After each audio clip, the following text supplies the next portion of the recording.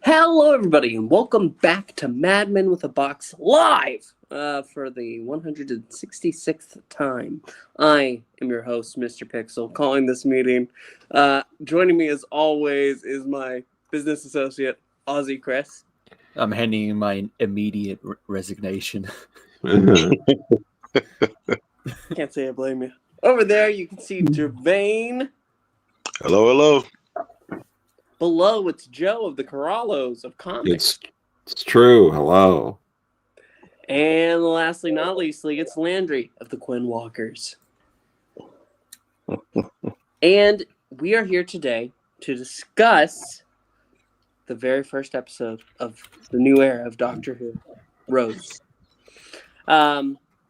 But before that, we do actually have a few pieces of news. Ooh. It might help if I actually had the links up, wouldn't it? That would help. Yeah. It would help. It would. And he thinks he's prepared. I'm never prepared. Never claimed any such thing. You know, at least you're dressed well for this one. I was dressed well for the last one. It's literally the same shirt. Was I wearing the red one last time? Yes. Oh. Okay. Yes. All right. Two pieces of news. Let's get that StreamYard link up so that way I can join that. This is just the two, right? I think so, yes. Very good, very good. Don't quote me on that. Slander. I don't know why things just changed. That's not me. Wow. We're going to Wow. fix that. I know. The lack of professionalism is astounding. Okay, stop mic, enter, and then we're going to share screen. Something special. The first Doctor is going back, forward. It's hard to tell, and it's going to once again run into Polly. Huzzah! So, yeah. Well, not only just old Polly, but technically also old Dodo. Going off the synopsis. So I'm wondering if they're gonna... Big Finish is just gonna retcon what happens to Dodo, because I don't know what was with the writers, but during the Wilderness years, they just really did not like Dodo.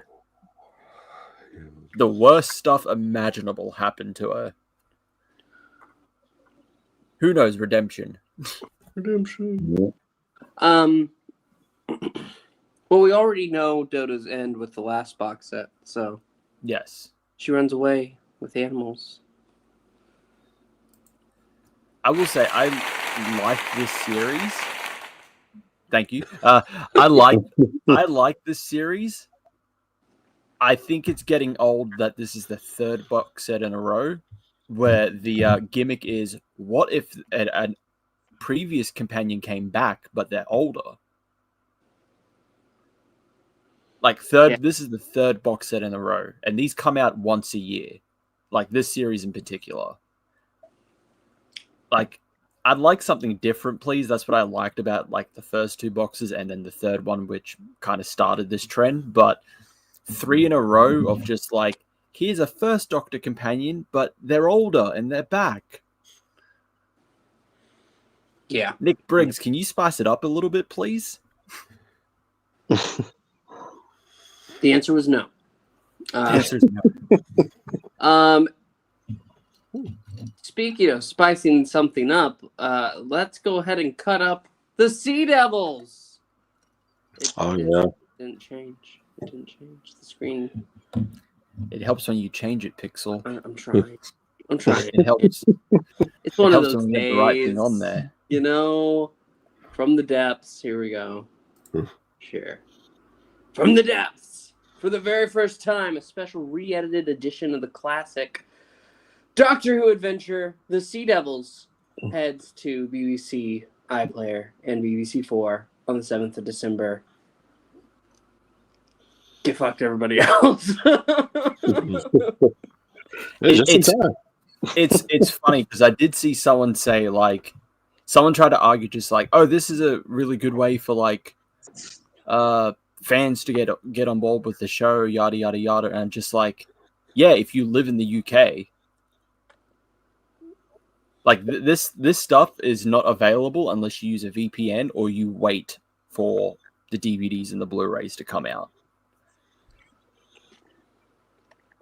And also, apparently there was already a cut of the Sea Devils that existed prior. It's not even, I don't even think it was like a fan one. I think it was like an official one where it cut down the serial. So it felt like just like, well, we have to do another one this year, and War Between the Land and the Sea is coming out, so Sea Devils, I guess. Considering it's also still the same team that did the In Colors. I can't wait for no reason at all when the Doctor and the Master are fighting. The War Chief's theme just plays.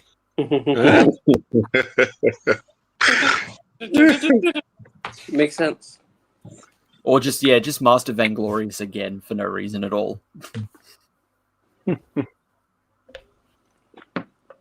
Yeah, I don't know how a cut of this is going to work. I feel like, because we've reviewed the Sea Devils before, the only thing that's really interesting is the stuff with the Master, because the Sea Devils is you're just retreading the Silurians again, but these are aquatic, so yeah, maybe I don't know how you're going to fix that. It's not the most interesting of stories. It is a story. I think as soon as it pivots away from the Master, it's not that interesting of a story because it's like, I've seen this before. Of all the Third Doctor episodes they could have done, I mean, there's some great ones out there. This is not it. And the image they chose makes it look like the Sea Devil is desperately needing to contact HR right now. Excuse me. This guy keeps coming up and using Venusian Aikido on me. Please help. Not only is he about to karate chop him, that hand placement is not. No. Very awkward. The Sea Devil is very awkward right now. Mr. Pertwee, no. It's made worse by the fact that he's got his hand on the Sea Devil as well. So it's like almost caressing, but then also going for a chop. Yeah, that's an odd choice of an image. That's assault. Yeah, it's an odd choice of an image. I can see why they chose this episode. Obviously, War Between Land and the Sea. It's just like, I don't know. I kind of like the whole like in color. So I would have thought try another black and white episode, but they want to tie it into the spin-off. So, well, they could have put this one in black and white. How about that? Yeah, make a black and white cut. That's right, the black and white cut where it's twice as long. I'd be happy. With absolutely no music of any kind. Why not just do a colorized, shortened Underwater Menace then? There are no Sea Devils there. Yeah, but it's underwater. That's the best you're going to get with underwater. Listen. It could be worse. They could have re-shown Legend of the Sea Devils. It could be worse. They could find space pirates. All right. That is our news, though, for the week. Yes. And now let's pull us back in here. Yes, we're here. Hi. Hello. Now, that's our news. So what do we talk about now? Oh, our topic. We have decided, even though the streaming world still has not found a new home for our favorite blue box time traveling show. We. What do you mean, Pixel? We're definitely Quibi's coming back. Shut up. We're gonna have Doctor Who. We're gonna have Doctor Who. Was it Vertical? Of all the all the gosh darn ding dong things. I think it could work this time. Fingers crossed. We're talking about Rose, the very first episode of New Who. RTV brought Doctor Who back after a good long while. And that's our topic. So why don't we go ahead and start with the man who broke down and bought everything on Fandango, Gevain. Oh, Lord. Hey, look, Everything. I probably Jesus paid Christ. about 25 cents an episode, so I'm proud of myself as I did the napkin math. I made out like a bandit. Nice. That's right. So you get all of the knives, Eccleston. You get all of Tenet and the specials for $23.99 on Fandango right now. You can buy I'm them gonna look digital. at that right now. Yeah, it's a steal. Get it while it lasts. But anyway, yeah, it was. I like Rose. I think in terms of bringing the show back and setting the status quo, new status quo for a character in the series and introducing stuff. I think this episode does a really good job of it. Highlights for me watching it again was Rose meeting up with the kind of a doctor. What's the word I'm trying to find for it? But I guess because the kid says it, but the kid makes fun of his dad as he says it. But the guy who has been tracking the doctor all this time, I really like. Who's that? Yeah, but I thought that was a nice way of kind of setting up like the mystery of the doctor. The fact that he's not quite sure if it's like a title pass from father to son, but his theory is that he's sort of immortal, and just the way he kind of sets up like who the doctor is kind of like this harbinger. Like whenever you see him, something bad is about to happen. So it's like you got to kind of watch out for it.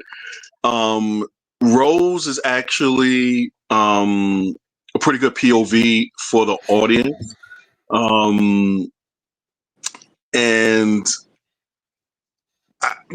I just like it in general. I'm not big so much on the I guess the Autons, whatever, the plastic guys, being the enemy that comes back. But in terms of after a long hiatus and introducing to a new audience, I think Rose does a lot of things well. I don't know if I necessarily like the way she is sort of set up as a character, particularly in her treatment of Mickey.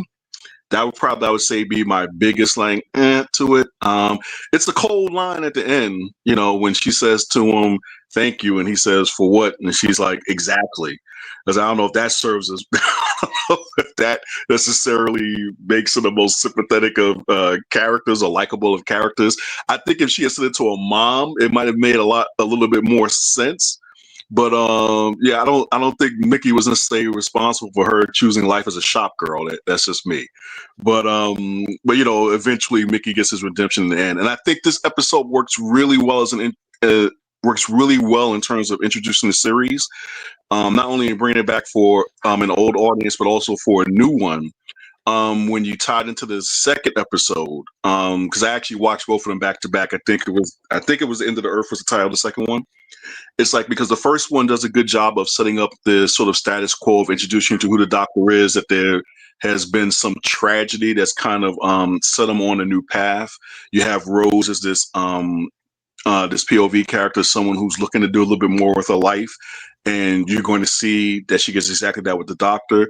But that second episode, if you watch them together, I'm glad they broke them up, but you could have just as well seen them do it as sort of a two-parter. Does a good job of just showing the stakes that are involved in terms of what it's like to travel with the doctor, what she's going to have to deal with, just the scope of it, just the scope of what it means to travel through time and space. So I thought this really still stands up well in terms of bringing audiences old and new back into a well-worn franchise, but I think it gave it a nice shiny coat of paint. So yeah, I enjoyed watching it again. Yep. Okay. Joe of the Corallos. Sure. No, I remember watching this, over 20 years ago at this point, which really sucks. Just want to say that. But it wasn't out here yet, I procured a copy on the internet shortly after it had aired in the UK so I could watch it. And it was great, and it was a great, unique experience that I just won't really have again in sort of the same way, because we weren't sure when the first episode aired, when it was going to air, if it was going to air out here. We were pretty confident eventually it would come out here in some form or another, but there wasn't an announcement for a little bit that it was going to be on, I think, Sci-Fi Channel. So it was several, I don't think they started airing it here until the next year, if I'm remembering right. If it wasn't fully the next year, it was the end of 2005. But I forget exactly when, but it was great, and it was interesting because, again, people really weren't tuned in here yet. It was a different time. There wasn't the same level of Doctor Who fandom in 2005 that there is even today. You were still an outlier because, when that first episode aired, there was no one to talk to about it other than other really diehard, Doctor Who fans. And I remember watching it, multiple times, because that was this is the first new thing in a video sort of format since, the McGann movie, which at that point was already 9 years old. It was crazy. So to be able to just watch this and, looking back, or even at the time being well, it's not exactly what I would do or anything, but oh my God, we needed it. And I think they were filmed in chronological order of the series anyway. So this was the first one filmed, and it does feel that way. It feels like they haven't quite figured out everything yet. I think the music hasn't quite figured out how it's going to be yet. I think the tone they were still figuring it out, because this does skew a little younger in tone than even later episodes of the season. Yeah, there are bits. This episode feels like it closer to a Sarah Jane Adventures episode than a Doctor Who episode, I think. And or at best, it feels like a bridge in between those two. But yeah, I really like a lot of what's going on overall. And there are some things, even in this first episode, that defines Doctor Who for the reboot that have lasted all the way until the most recent episode. There were elements in some previous Doctors that were always talking about older things or running into so-and-so. Tom Baker would drop a line now and then, or even Pertwee a little bit. But this really established the Doctor throwing around lines, multiple things, the whole bit with, oh, don't worry, nothing's going to get in here. The hordes of Genghis Khan couldn't get in here, and they've tried. Those sort of lines define the Doctor in this era, and that's kind of been the Doctor's attitude and the kind of way he drops things throughout every iteration. Every Doctor at this point now has to do that sort of bit, for better or worse. But yeah, this does some good things. It does some things I wouldn't necessarily do, but it did define the series, and the series did last a while and had a lot of hype for a while. So some really good stuff came out of that. Okay. Landry of the Q Walkers. Who, me? Okay, so I just bought them. Thank you, Gevain, for that recommendation. Fandango, you are my friend. This is our endorsement. You just took my money. And my computer crashed, you might have seen, while I was purchasing, because we obviously drove so much traffic to Fandango in this podcast that we overwhelmed their server. And so if you're looking to own a great deal on Doctor Who, this is the way to do it. Even though I already own them on DVD, the thing is, my DVDs are all the way over there. I just had to say this because my daughters tonight. You got to get up, get the case, open the case, doing that? press the button, slide it in. That's shelf art, is what that is. No, I like owning the physical copies because I don't trust digital media to maintain. But I still bought them because I want to own them, and I like the way the all these digital streaming bits, they combine into the movies anywhere thing, and I can watch them on my iPad, my phone, wherever. So this is great.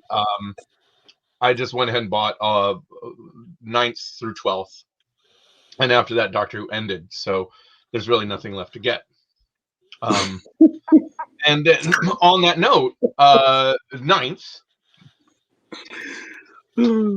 this episode, Rose. I mean, what is brilliant about this reboot, and I keep talking about this every episode, I feel like, is that it, and Gevain, I think, mentioned this, I'm not sure if Joe you did, but that we are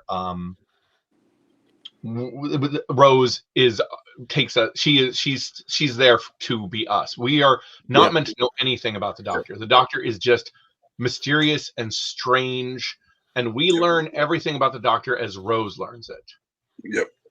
And I think that was just a brilliantly done vehicle. I mean, Rose is functionally Alice in Wonderland. She's Dorothy Gale. She's a stranger in the strange land, even though the strange land is her home, her work.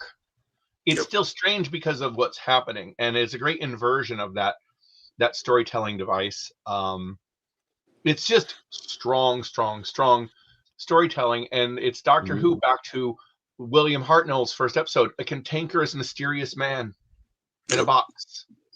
And we knew nothing about him. Of course, the writers knew nothing about Hartnell Doctor either, so that made it easier. There was nothing to know. There was no plan. But everything, this episode, I avoided it when it came out because I thought it was a reboot, which is funny considering I'm the guy screaming for reboots every single episode of this podcast. But back then, it was the fact that it wasn't a reboot. I did not go back and watch this until I saw a promo shot of David Tennant with Elizabeth Sladen.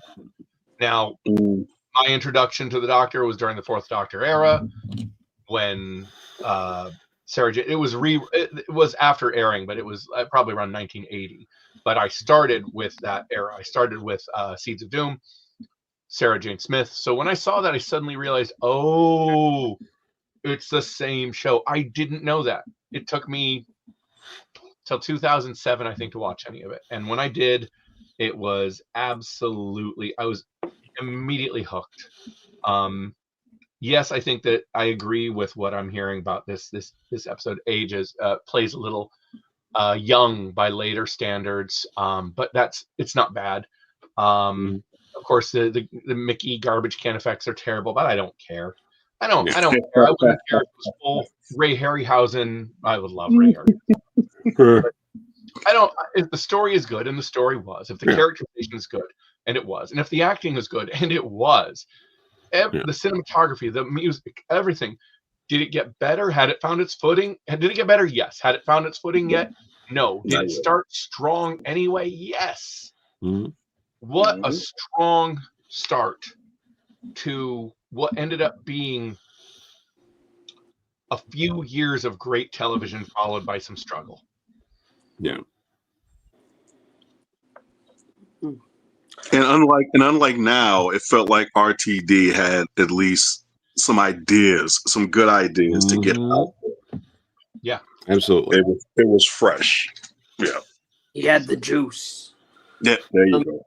So I broke. I was going to go ahead and try to either find it some other way on the internet, or I was going to do it from memory, but I was like, no, I can't do that. So I now own all the Ninth Doctor and the 10th Doctor. See? So There you go. I've rewatched it. God, I really hate those special effects. Really were just so horrendous. Like, you don't understand. Young Pixel was not having special effects, Pixel.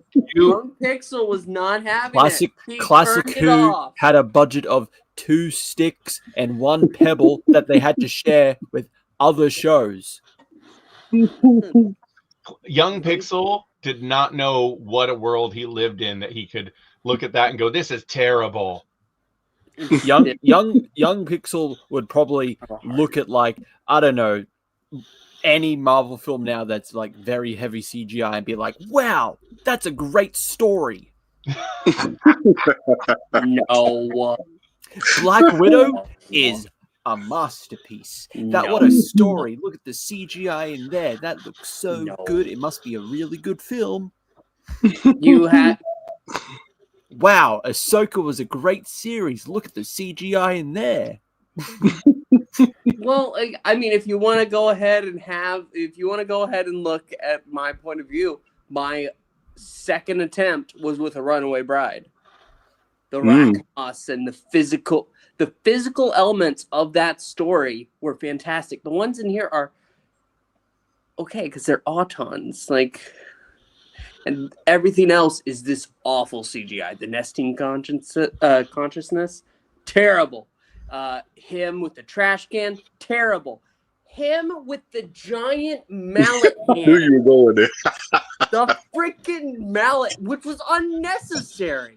You know, when Moffat goes ahead and touches upon autons later, he just gives them little gun hands. And you know what? If these ones just had that would have been fine. They do. Fine. They kind of do. It's just the classic one. But it's instead they turned him into they turned Mickey into it's literally one. Kindle. It's only one auton. It's literally just that one. Yeah. it's still very rough. But you know what? Story-wise, it is that the writing for this episode is really good. There's just this energy that Christopher Eccleston has, and that connection with Billy is immediate. You have great side characters, and yeah, maybe it would have been better off if Mickey didn't show up later. That's a little bit. I mean, life would be better without Noel Clarke, but that's another story. Sure. But overall, most of this, now I can look on it and I can appreciate it.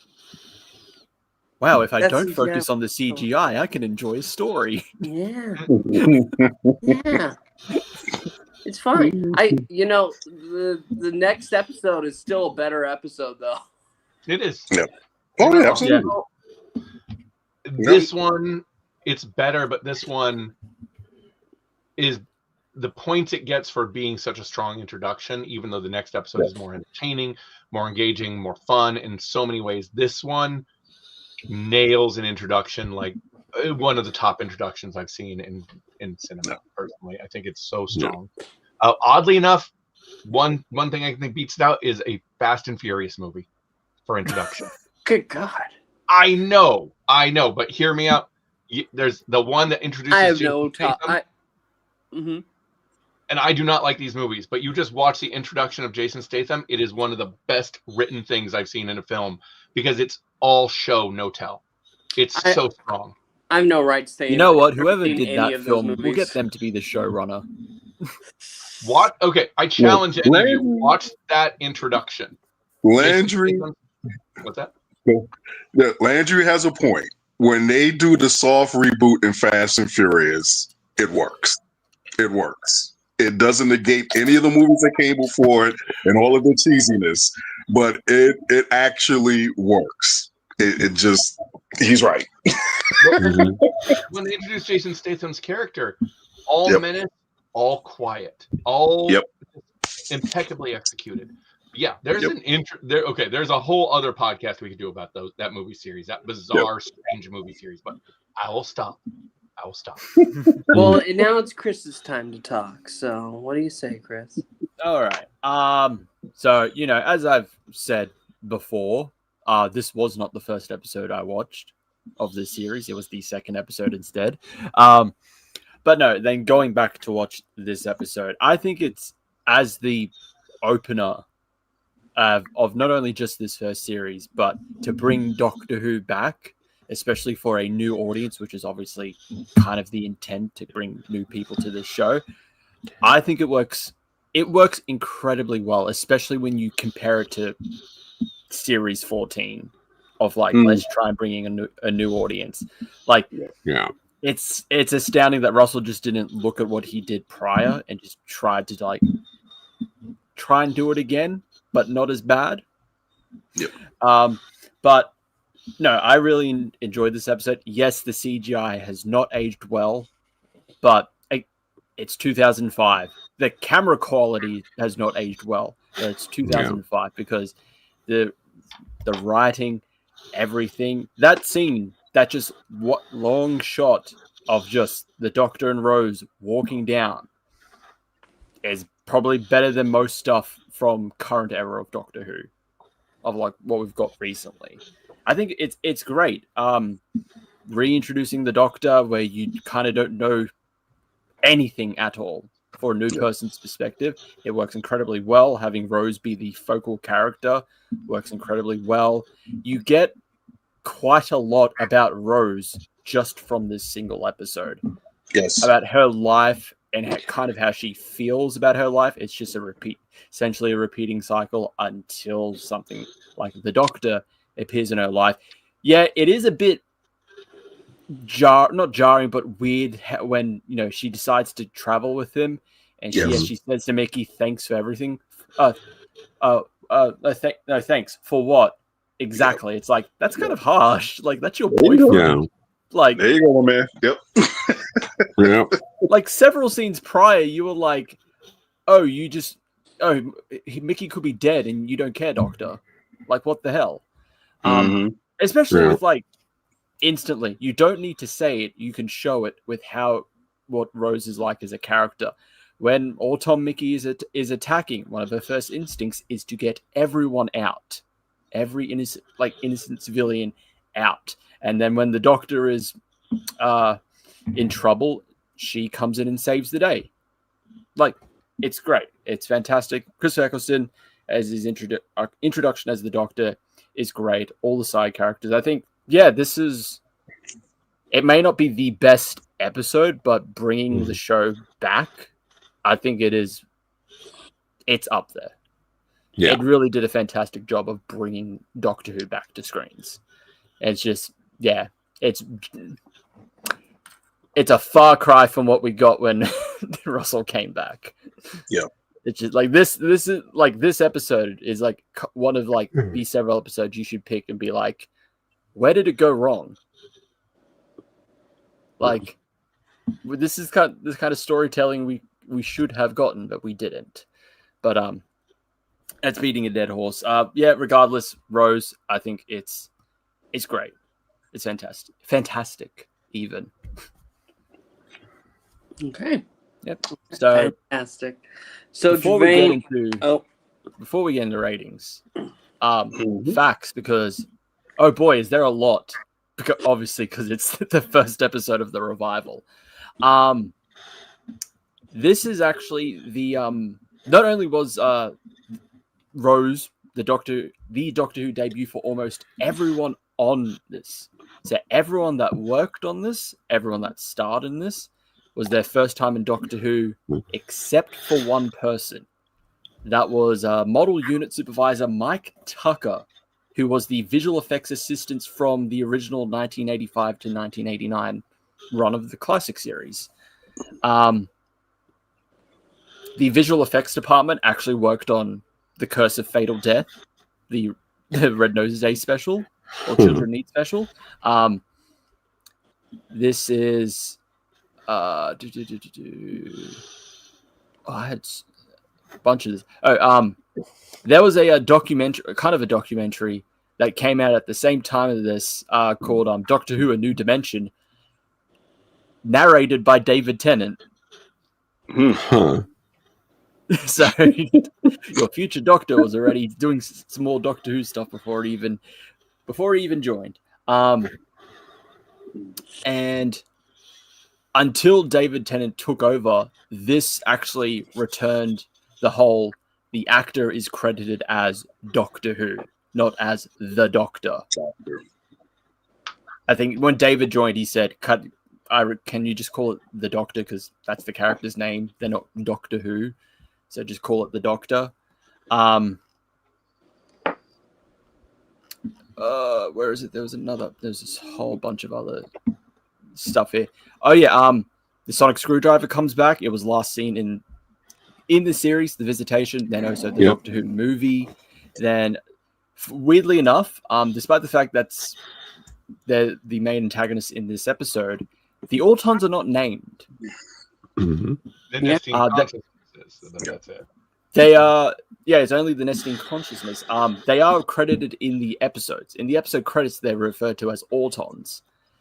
So it's weird. Yeah, again, you think it was weird with Moffat not saying it, but like they're not even named in this episode either. Then and then famously, this episode was leaked a few times. It was leaked in Canada. It was leaked I think it was like a few days or a few weeks prior, obviously with like no special effects or whatever. It was a rough cut of the episode that was leaked.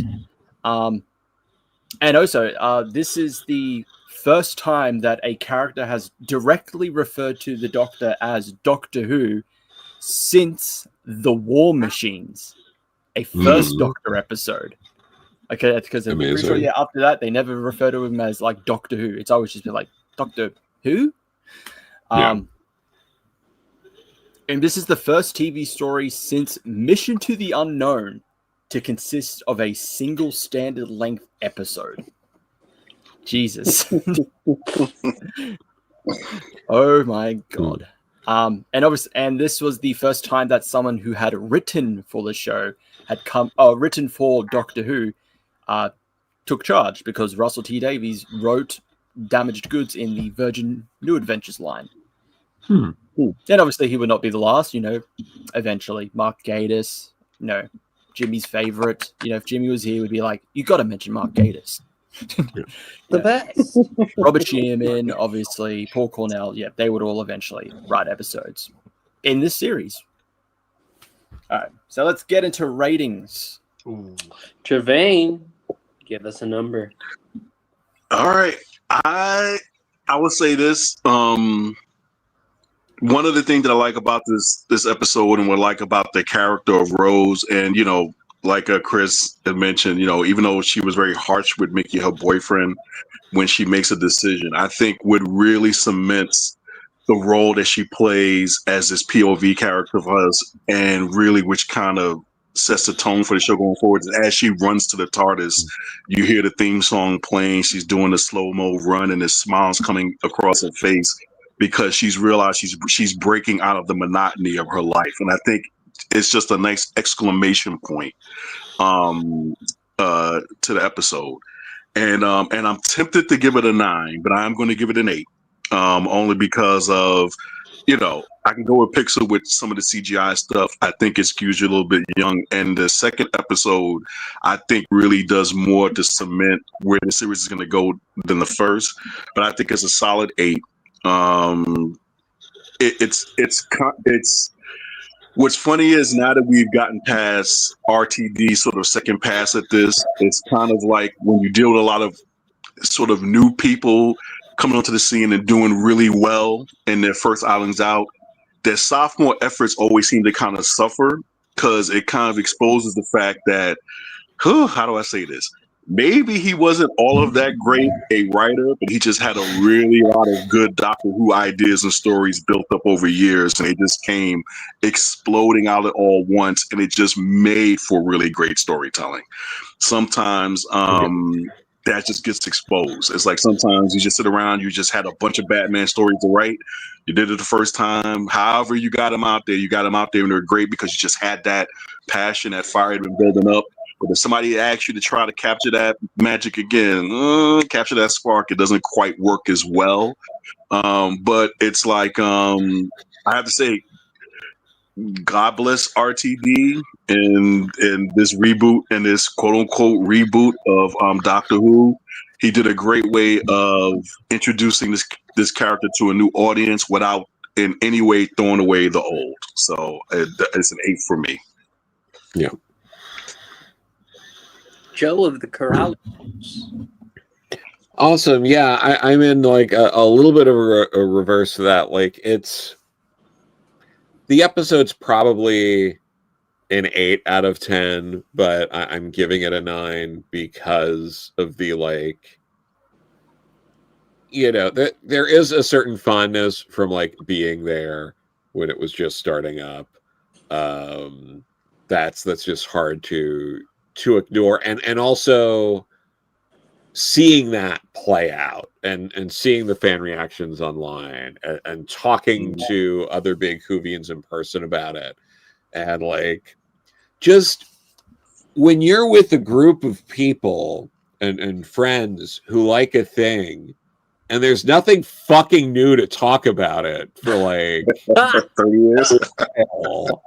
And then there's something that comes out that's actually new and interesting, and it's just the beginning. Like, that's the unbelievable pressure. I do not envy anyone who is working on that, because it wasn't until they saw how this first episode did that they renewed it for series 2. It was not 100% in the can. I think they renewed it like within a week of the first episode. But wow, what a trivial thing nowadays, where they just get a new season before the first one came out. Yeah, but like there was no guarantee. Like if that didn't hit, there's a chance that was gonna be it. And then this would be a Fast and Furious podcast. Yeah, absolutely. Which, we'll see how things go. This might be what it turns into, but it's like just all of that kind of pressure, just having to nail everything, and like I was saying, that and the fact that there are small little elements that did persist throughout. So for some of these extra things, it's an episode that, in a vacuum, probably an 8 out of 10. I'm giving it a 9 out of 10. Okay. Landry. I'm going to just keep this train moving in a forward direction. Go 10 out of 10. I'm giving it. This is not everything that has been said critically about this. I do not argue any of it. I agree with all of it. For me, the offset of such a wonderfully written introduction, the power of telling us nothing about the character and yet selling us on the character so well by using the mystery of the character as to carry the story. It just works so very well. Yeah, the special effects are dated and antiquated even at the time they came out, but honestly that didn't bother me. I didn't care. I noticed, but I just didn't care. It's got some slow scenes, like the scene with Auton Mickey going pizza. It's not good. It's not a good scene. No. But again, it is offset by that brilliant introduction to the Doctor. Run. run for your life.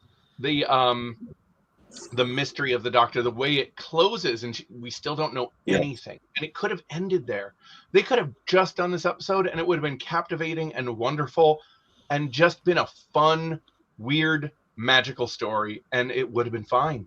It gets a 10 out of 10 from me for the audacity and daring to tell a story in a way that no one was telling in 2005. And then the strength of the performances to sell that, because Eccleston is amazing in this. Yes.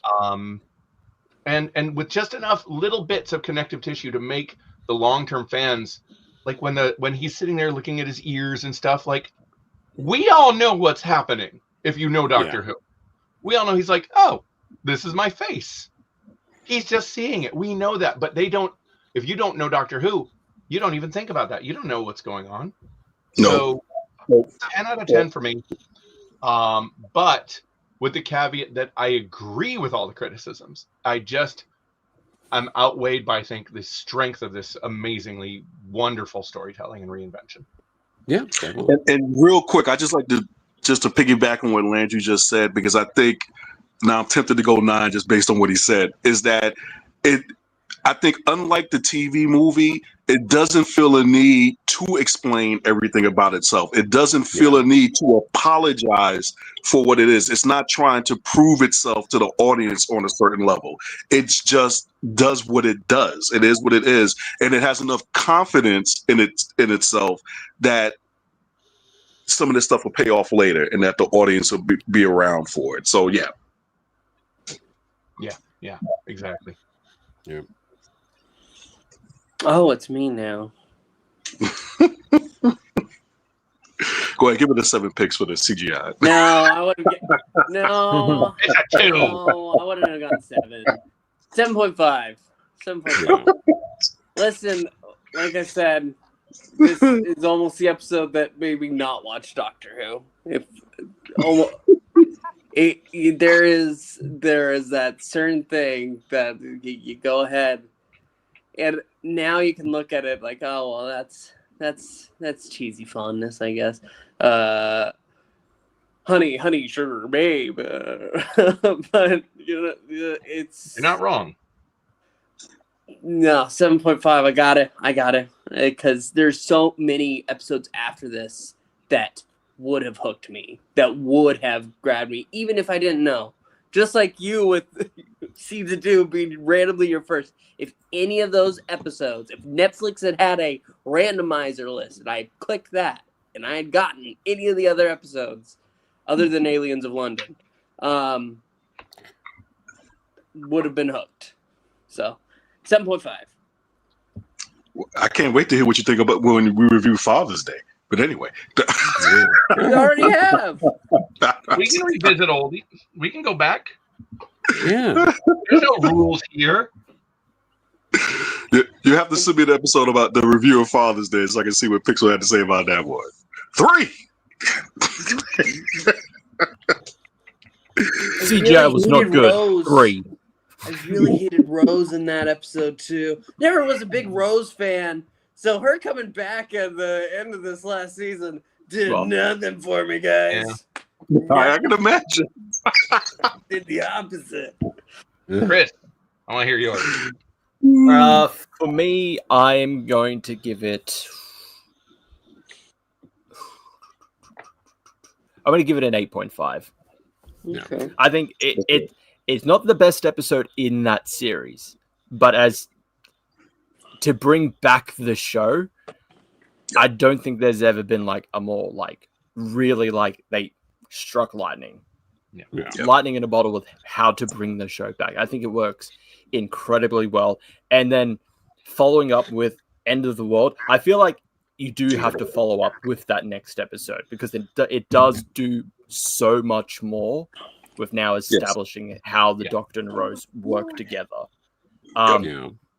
It's like watching Death Note. You need to watch those first 2 episodes. You can't watch episode 1 and be like, okay, this is the best thing ever. It's like, no, you need to watch the first 2 episodes. So, yeah, cast a great story. it's fine, but with how it works as an introduction, it's fantastic. Okay. Yeah. RTD, this is the most praise you've gotten from us in a long while. We hope you enjoyed it. He is a It's regular. what a pilot episode should be. Yeah, that's as simple as that. Yeah, Please come back. brilliantly done. Please come back, old RTD. We want to thank you so much for watching. You have our ratings. We want to hear yours. So if you're watching after, leave a thought down below. Like, subscribe. It helps out the channel. And we'll be back next week with another episode of Madman with a Box. Bye-bye. Bye. Alonzi.